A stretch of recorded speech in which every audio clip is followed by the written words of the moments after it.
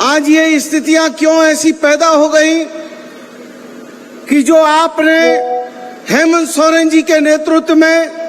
जनता के लिए जनता के द्वारा शासन पूर्ण बहुमत की सरकार को 5 साल के लिए चुना, वो सरकार को 4 साल के ही मध्यकाल में उस सरकार को बहुत बेरहमी के साथ लोकतंत्र की हत्या करते हुए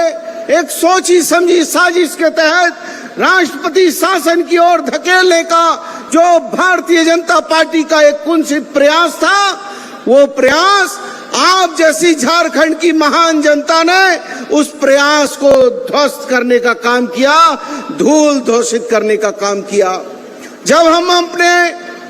पूर्व मुख्यमंत्री हेमंत सोरेन जी के नेतृत्व में झारखंड की इबादत लिख रहे थे, झारखंड के अंतिम पायदान पर खड़े व्यक्ति के चेहरे पर मुस्कुराहट लाने के लिए हम लगे हुए थे। चाहे वो सर्जन पेंशन स्कीम का मामला हो, चाहे वो ओल्ड पेंशन स्कीम का मामला हो, चाहे वो हमारा जो है पोटो हो खेल योजना हो, चाहे वो नीलांबर पितावर जल समृद्धि योजना हो, चाहे वो विदेशिया जो है छात्रवृत्ति योजना हो, चाहे 2021 की औद्योगिक नीति और 2020 की खेल नीति हो, तो हम सभी चीजों पर हम बहुत मजबूती से आगे बढ़ रहे थे। और ये देखकर हमारे विरोधियों ने 4 उपचुनाव हुए और चारों उपचुनाव में जब उनको जनता ने ध्वस्त कर दिया, तो जिस दिन से सरकार बनी उस दिन से मंसूबे साफ थे कि एन प्रकार से कैसे करके इस सरकार को गिराना है। ये चुनी हुई सरकार दिसोम गुरु शिबू सोरेन के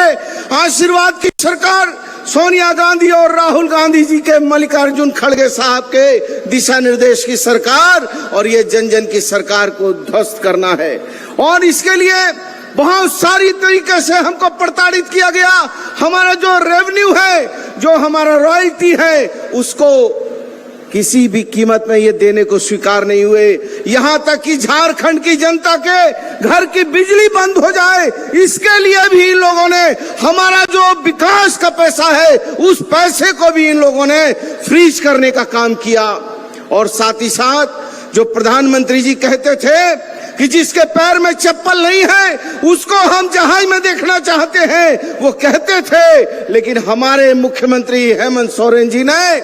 अपने कार्यकाल में जो हमारे पत्रकार भाई जिनको कहते हैं प्रवासी मजदूर, हम उसको कहते हैं झारखंडी भाई, हमारा झारखंड का बेटा, झारखंड का लाल, उसको जहाज में बैठाकर सुरक्षित लाकर उसको जो है यहाँ सुरक्षित रूप से काम देने का काम किया। और जब 2021 में प्रधानमंत्री जी ने हमारा जो है गरीबों को प्रधानमंत्री आवास से वंचित करने का काम किया, तो हमारी सरकार चिंतित हो गई। राष्ट्रपिता महात्मा गांधी कहते थे कि भारत की आत्मा गांव में बसती है, भारत की आत्मा किसानों में बसती है, भारत की आत्मा मजदूरों में बसती है। रामधारी सिंह दिनकर ने कहा था कि जगमग नगरों से दूर दूर जहां न ऊंचे खड़े महल, कुछ टूटे फूटे कच्चे घर, खेतों में चलते हल, पुरई पाल खपरेलों में, रहीमा रमुआ की नावों में, है अपना हिंदुस्तान कहाँ, वह बसा हमारे गांव में। तो आज हमारे मुख्यमंत्री ने, पूर्व मुख्यमंत्री जी ने और वर्तमान मुख्यमंत्री जी ने ये सोचा कि हम अपनी कुव्वत से, अपनी मेहनत से हम अपने झारखंड के लोगों को अब आवास देकर उनकी जो टूटी फूटी जो त्रिपाल में रह रहे हैं, झोपड़ियों में रह रहे हैं, उनको 3 रूमों का आवास देंगे। और जब हम ये भी देने का प्रयास कर रहे हैं, तो उसके बाद भी ये सरकार को अस्थिर करने के लिए सोची समझी फिर साजिशें जो है चल रही हैं। लेकिन हम लोग झारखंड के लोग हैं, उलगुलान की धरती है, और ये धरती भगवान बिरसा मुंडा की धरती है, ये धरती शिबू सोरेन की धरती है, ये धरती वीर शहीद निर्मल महतो की धरती है। इसलिए ना हम झुके हैं, ना हम झुके थे, ना झुकेंगे, लड़े थे, लड़े हैं और उलगुलान करेंगे। और